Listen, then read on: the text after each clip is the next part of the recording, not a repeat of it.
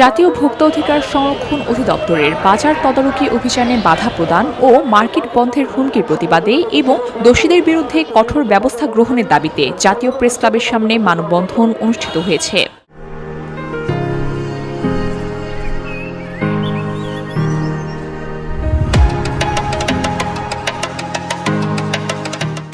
মানববন্ধনে বক্তারা জানান, জাতীয় ভোক্তা অধিকার সংরক্ষণ অধিদপ্তর নিত্য প্রয়োজনীয় পণ্যের ন্যায্য মূল্য নিশ্চিত ও ভোক্তা অধিকার সংরক্ষণের লক্ষ্যে নিয়মিত বাজার তদারকিমূলক অভিযান পরিচালনা করে আসছে।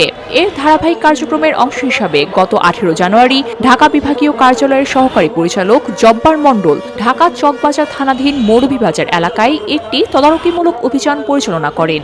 বাজারে ব্যবসায়ীরা সংগঠিত হয়ে, অসাধু ব্যবসায়ীরা সংগঠিত হয়ে দুর্বৃত্তায়নের পুরনো ধারণাকে আবার সুপ্রতিষ্ঠিত, তার এই ফলশ্রুতিতে সরকার দায়িত্ব নিয়োজিত একজন সরকারি কর্মকর্তাকে যেভাবে নাজেহাল করা হয়েছে, যে সিন্ডিকেশনের উপস্থিতিকে সোশ্যাল মিডিয়ায় আমরা উপস্থিত দেখেছি, আমরা আশঙ্কা করছি যদি ব্যবস্থা না নেওয়া হয় অনতিবিলম্বে এই সিন্ডিকেশন গোটা দেশের বাজার ব্যবস্থাকে বিপর্যস্ত করে দেবে।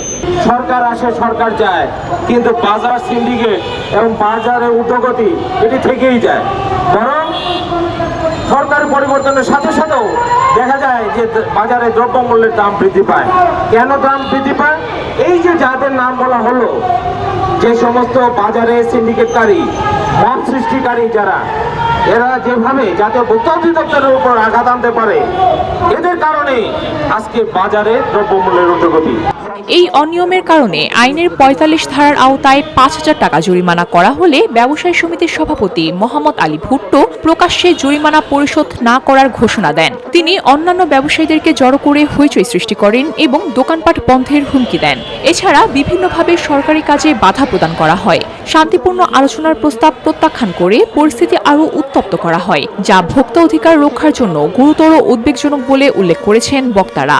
আজকে যদি এই ধরনের আপনি মব সন্ত্রাস দমন না করতে পারেন, আইন ঠিক মতো প্রয়োগ করতে না পারেন, তাহলে কি হবে জানেন?